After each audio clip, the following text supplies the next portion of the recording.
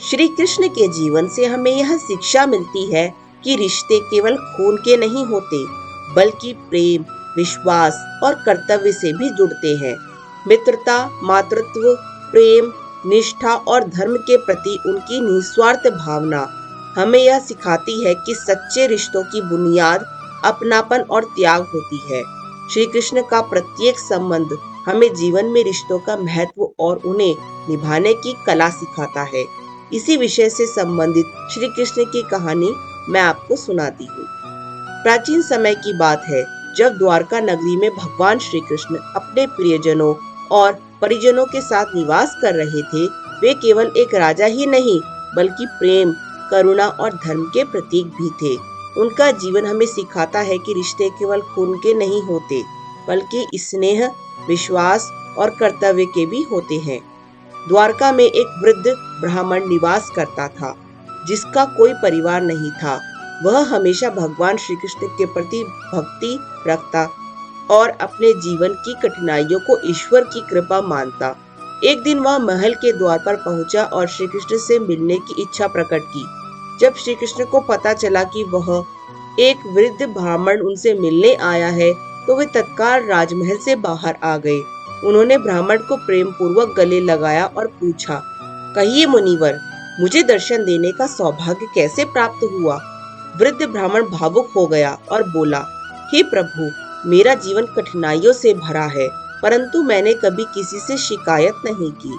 मैं बस यह जानना चाहता हूँ कि मेरे जीवन में जो रिश्ते थे, वे क्यों समाप्त हो गए? क्या मैं इतना अयोग्य था कि मुझे जीवन में कोई साथ नहीं मिला? श्री कृष्ण मुस्कुराए और बोले, ब्राह्मण देव, क्या आप सच में अकेले हैं? क्या मैं आपका सखा नहीं हूँ? यह सुनते ही ब्राह्मण के नेत्रों से आंसू आ गए। श्री कृष्ण ने कहा, रिश्ते केवल रक्त संबंधों से नहीं बनते, वे आत्मा की पहचान से भी जन्म लेते हैं। जब कोई सच्चे प्रेम से किसी का हाथ थामता है, वही सबसे सच्चा संबंध होता है। मैं तुम्हारा मित्र हूँ और यह रिश्ता अनंत काल तक रहेगा। इसके बाद श्री कृष्ण ने वृद्ध ब्राह्मण को अपने साथ महल में ले जाकर सम्मान पूर्वक बिठाया और उन्हें जीवन पर्यंत देखभाल का आश्वासन दिया। यह देखकर द्वारका के निवासी भाव विभोर हो गए और समझ गए कि रिश्तों का सबसे बड़ा आधार प्रेम और स्नेह होता है। इसी प्रकार एक बार की बात है, श्री कृष्ण के बचपन के मित्र सुदामा बहुत ही निर्धन अवस्था में थे। उनकी पत्नी ने आग्रह किया कि वे मित्र श्री कृष्ण से सहायता मांगने जाएं। सुदामा संकोच के साथ द्वारका पहुँचे और राजमहल में प्रवेश किया। श्री कृष्ण अपने मित्र को देखते ही प्रेम से भाव विभोर हो गए और दौड़कर उन्हें गले लगा लिया। उन्होंने न तो उनके वस्त्रों को देखा, न ही उनकी निर्धनता को, केवल उसकी आत्मीयता को पहचाना। जब सुदामा वापस अपने गांव लौटे तो उन्होंने पाया कि उनका घर सोने के महल से परिवर्तित हो गया था। यह मित्रता का एक ऐसा उदाहरण है जो यह सिखाता है कि रिश्तों में धन दौलत से अधिक प्रेम और अपनापन मायने रखता है। इसी प्रकार माता यशोदा का प्रेम श्री कृष्ण के लिए अद्वितीय था। उनका रिश्ता दर्शाता है कि माता पिता का प्रेम निस्वार्थ होता है। जब श्री कृष्ण ने मक्खन चुराया, तब माता यशोदा ने उन्हें प्रेम से अनुशासन में रखा। जब उन्होंने संपूर्ण ब्रह्मांड को अपने मुंह में दिखाया, तब भी यशोदा माता ने उन्हें अपने नन्हे बालक के रूप में ही देखा।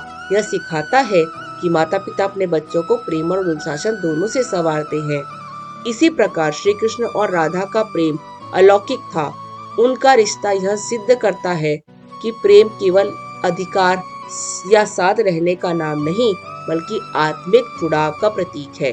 राधा और कृष्ण कभी विवाह के संबंध में नहीं बंधे, फिर भी उनका प्रेम युगों युगों तक अमर रहा। इससे यह शिक्षा मिलती है कि सच्चा प्रेम त्याग और समर्पण से निहित होता है।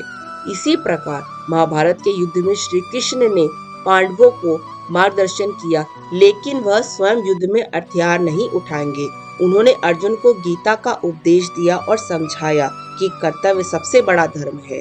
इससे यह दिखता है कि रिश्तों में स्नेह आवश्यक है, लेकिन धर्म और कर्तव्य भी सर्वोपरि होते हैं।